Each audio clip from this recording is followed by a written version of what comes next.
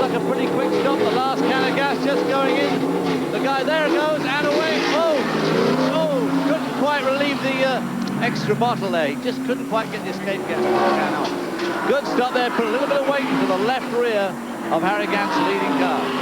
When David says that they put a round and a half, they mean they put a round and a half of bite. There's this big jack screw, a big screw type device on top of the spring.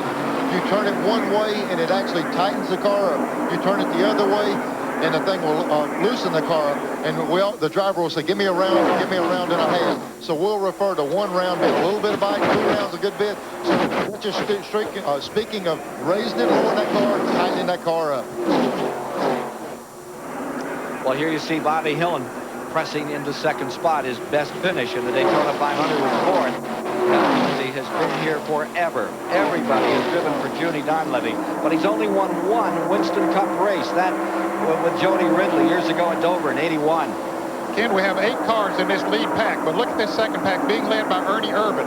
About 7 laps ago, he and Dale Jarrett were over 5 seconds behind this front group of traffic. They have locked up together in a draft and have run them down. Jarrett running back in the 10th spot, and Morgan Shepherd now in 11th, the number 21. Morgan, who had that great second place run in the 500 a year back.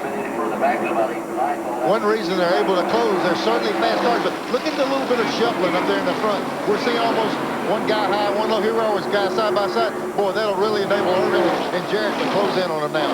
That rookie, Jeff Gordon, is back in 14th position. Gordon is now running in 14th. There's Kyle Petty in the 42 car. Set on the pole if you're just joining us. Getting himself squared away here to make another run to up toward the front. Currently in that 3rd spot, and here comes the number 30 car. Michael Waltrip's having a great day. Mark Martin right there with him as well. We'll be back with more from Daytona in a moment. Here at Daytona.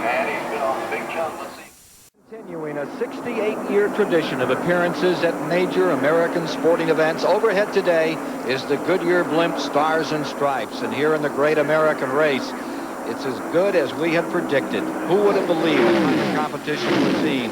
18 lead changes among 11 drivers. Now, when we left you to go to commercial, Bobby Hillin had planked that number 90 out in front. And just as quickly, he's come back to 3rd spot.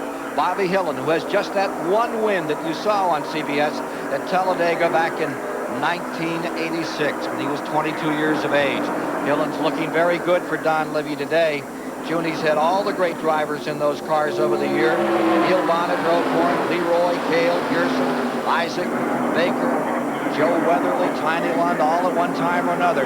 Drove for this great team from Virginia that currently is in 3rd spot. It's Earnhardt first. Schrader's in 2nd. And Schrader's taking a really high line around this racetrack. He's running a lot different line. Earnhardt seems to be content to go to the bottom. And Schrader really swings up high in the middle of the corner.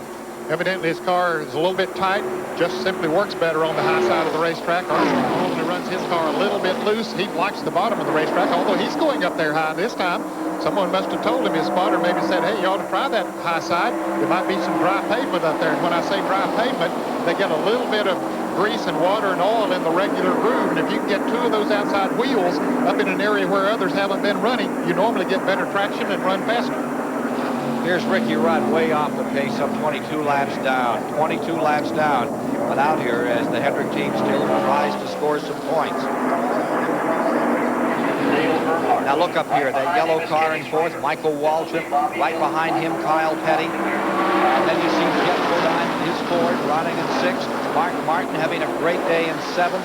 Bill Elliott is in 8th. Dale Jarrett in 9th. So those Fords at the present time are divided 6th, 7th, 8th on the field. Jarrett back in 9th, and Morgan Shepherd in 10th position. Boy, that high line we saw Schrader run, he really makes a run off of that corner. Here we're on Jeff Bodine's car following Kyle Petty up on the inside of Michael Waltrip. They're working with him. Bodine. Big freight train going down in this corner. Look at the cars bumping around in the middle of this corner, just dancing around. The guys aren't moving the wheel. The things are just jumping around like that. And you notice, Neil, we didn't hear them decelerate going into the turn. That's a little bit different from when they dyno these engines in a shop. If you'll listen to this motor right here, you'll go to one of these engine shops. They've even built them for me, and I'll go up there. they'll dyno them for about 10 or 15 seconds and shut her down real quick. Listen to the motor in this thing.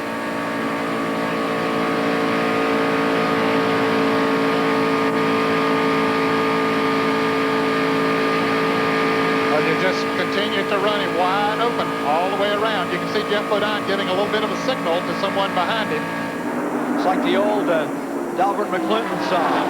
Wide open, don't hold back. That's the only way to win. I'll tell you what, give you a heart attack. That's the best dyno in the world. Hold that thing open, you get 100 gas. I mean, you get enough gas to run 125 miles, and you hold it on the floor. I used to tell them at the shop, hey, turn that thing over an hour and see if it'll stay together. Bet those floorboards are getting warm out there, Neil. Yeah, I'll tell you what, when you hold them wide open, just like we just saw the cars in turn. Here's Schrader making a pass for the lead. To Mike Joy. Ken, I'm inside Alan Kulwicki's pit. His car is running on 7 cylinders. They'll replace the spark plug wires and the cap. He's already switched ignition systems. And if time permits, they'll put a set of spark plugs in it. But usually when this happens, the problem is more serious. It's inside the engine and unrepairable on pit road. Indeed, Michael. Back to you, Neil. Just how hot is it getting out there in those boiler rooms? Let me tell you what, when you hold that throttle open this long, these cars have stainless steel headers, and they will actually turn cherry red. If it were nighttime, you would see them glowing right now. The headers are extremely hot, 2,200 degrees exhaust temperature. It'll cook the floorboard, burn all the paint off. They've even got tiles from the space shuttle now. They're trying that in the floorboard of these cars to keep from burning these showers off. But it will still char your heel bone black. Yeah, I've had some third-degree burns. The fire. A lot of third-degree burns from doing this, but at this racetrack, you better be willing to lay it on the floor and leave it down there. After 77 laps, take a look at the leaderboard here. Earnhardt, Schrader, Hill, and Kyle Petty, Bodine.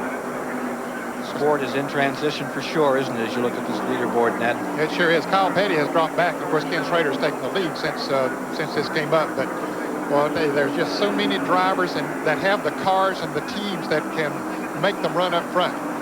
Jimmy Spencer back there in 15th. Wally Dallenbach now back in 20th. Rick Mast just in front of him. Here's Lake Speed, had a great run back there a few years ago. Alan Kulwicki has fallen to 25th now. Good day for him. Joe Ruttman, who's had some pretty exciting runs here, shows in 26th position. And Waltrip, not happy about that one. Go back through the field. This as of 77 laps. And there are still 36 cars in the lead lap.